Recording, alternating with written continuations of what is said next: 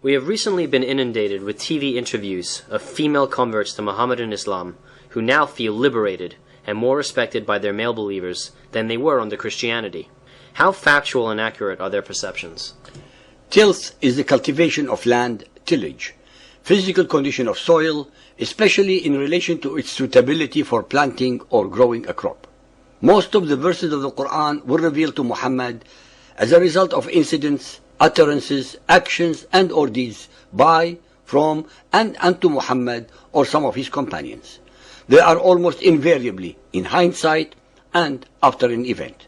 This verse of the Quran also was the result of such an incident as shown below.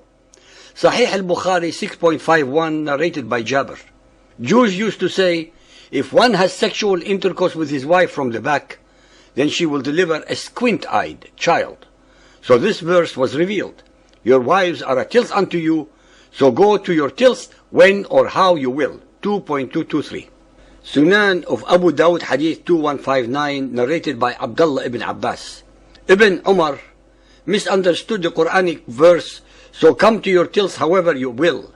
May Allah forgive him. The fact is that this clan of the Ansar, who were idolaters, lived in the company of the Jews, who were the people of the book. They, the Ansar, accepted their superiority over themselves in respect of knowledge, and they followed most of their actions.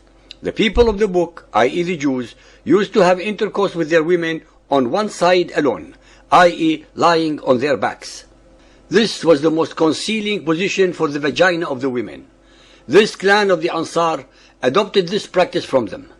But this tribe of the Quraysh used to uncover their women completely and seek pleasure with them from in front and behind and laying them on their backs.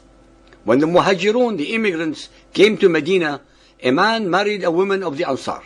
He began to do the same kind of action with her, but she disliked it and said to him, we were approached on one side, i.e. lying on the back. This matter of theirs spread widely, and it reached the Apostle of Allah. So Allah the Exalted sent down the Quranic verse, your wives are a tilth to you, so come to your tilth however you will, i.e. from in front, from behind, or lying on the back. But this verse meant the place of the delivery of the child, i.e. the vagina. Al-Baqarah 2.223. Your wives are a tilth unto you, so approach your tilth when or how you will. Until today, the ulama have not agreed on whether or not this verse gave the right to the husband to have anal intercourse with his wife, or woman, or not. The traditions, as usual, contradict each other by the opposing views giving isnads proving their points all the way to Muhammad. Ladies and gentlemen, humans can enjoy sex by numerous positions, not only two. If having sex from behind is more revealing and hence presumably more enjoyable, then the Ansari women had no reason to complain. The fact that the Ansari women objected to the intercourse must have been because it was not a vaginal act but an anal one. Al-Bukhari narrated after Ibn Umar that Al-Baqarah 2.223 was revealed on the issue of having anal intercourse with women. Al-Tabarani narrated in Al-Aswat with a reliable chain of traditions that your women are a tillage for you was only revealed to license anal intercourse. Ibn Abbas narrates that Umar ibn al-Khattab went before the Messenger of Allah and said, Master, I am destroyed. The Messenger of Allah asked, what thing has destroyed you? Umar replied, last night I had anal sex. The Messenger of Allah did not give a reply to Umar. Then Allah sent down this revelation. Your wives are a tilth unto you, so approach your tilth when or how you will. The words Qabul wa Dabar mean the anus is accepted. These can be found in Asbab al-Nuzul by As-Suyuti on Surah Al-Baqarah 2.223. It beggars belief that Umar was expecting damnation just because he had sex with his wife, penetrating her vagina from behind. What is certain is that with this verse Allah supported the men. They had the right to use the positions that they wanted. Women had no right to protest. They had only to submit to their husbands' whims. In any case, this verse excluded women from the debate, and by so doing transformed the question, which was thus reduced to the following. Do men have the right to have sex with their wives in any manner, time and place? Without a shadow of a doubt, all the hadith simply disregard and degrade the rights of women, by giving men the right to completely ignore the wishes of their women regarding sexual positions, times, or places. Neither in the Quranic verse above, nor in any of the ahadith, is the woman's point of view addressed or considered, since according to both, they are inferior to the man and should be treated as a possession just like a domesticated animal. The following hadith is added further confirmation of Muhammad's and his Quran's attitude to women. Sahih Muslim Hadith 1032, narrated by Abu Dahr.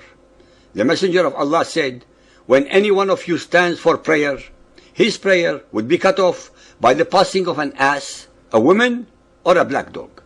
I said, O Abu Dahr, what feature is there in a black dog which distinguishes it from the red dog and the yellow dog? He said, O son of my brother, I asked the Messenger of Allah as you are asking me, and he said, the black dog is a devil. Sahih al-Bukhari Hadith 1.301, narrated by Abu Sa'id al-Khudri. Once Allah's apostle passed by the women and said, O women, give alms, as I have seen that the majority of the dwellers of hellfire were you, women. They asked, why is this so, O Allah's apostle? He replied, you curse frequently and are ungrateful to your husbands. I have not seen anyone more deficient in intelligence and religion than you. A cautious, sensible man could be led astray by some of you. The women asked, O Allah's apostle, what is deficient in our intelligence and religion? He said, is not the evidence of two women equal to the witness of one man? They replied in the affirmative. He said, this is the deficiency in her intelligence. Isn't it true that a woman can neither pray nor fast during her menses? The women replied in the affirmative. He said, this is the deficiency in her religion. If the women were more astute and less afraid of Muhammad, they would have replied to Muhammad, the reasons that the witness of two women is equal to one man and that we are not allowed to pray or fast during our menses are because you told us that Allah ordained this. These were not so before Islam. Sahih al-Bukhari 1.493, narrated by Aisha. The Prophet said, the things which annul prayer were mentioned before me, and those were a dog, a donkey, and a woman. I said, you have compared us women to donkeys and dogs. Sahih al-Bukhari Hadith 7.30, narrated by Abdullah bin Umar. Allah's Apostle said, bad omen is in the women, the house, and the horse. Sahih al-Bukhari 7.33, narrated by Usama bin Zayd. The Prophet said, after me, I have not left any affliction more harmful to men than women. Al-Nisa 4.34, men are the protectors and maintainers of women. The righteous women are devout. As to those women on whose part you fear disloyalty and ill conduct, admonish them, refuse to share their beds, beat them. Ladies and gentlemen, the most illuminating point in this sordid state of affairs is the complete one-sidedness of all the discussions and arguments and the utter lack of logic, morality, or justice, since all of them are conducted by the Muhammadan males, thus excluding completely and totally ignoring or taking into account the rights of the Muhammadan women, the ones who are being victimized. Muhammad and his Quran show neither respect nor recognition of Muhammadan women as dignified, intelligent, and equal human beings to the Muhammadan men. Those European women who are converting to Muhammadan Islam could not have possibly been made aware of the degrading and humiliating verses in the Quran and Hadiths regarding the treatment of females by Muhammad's cult belief system.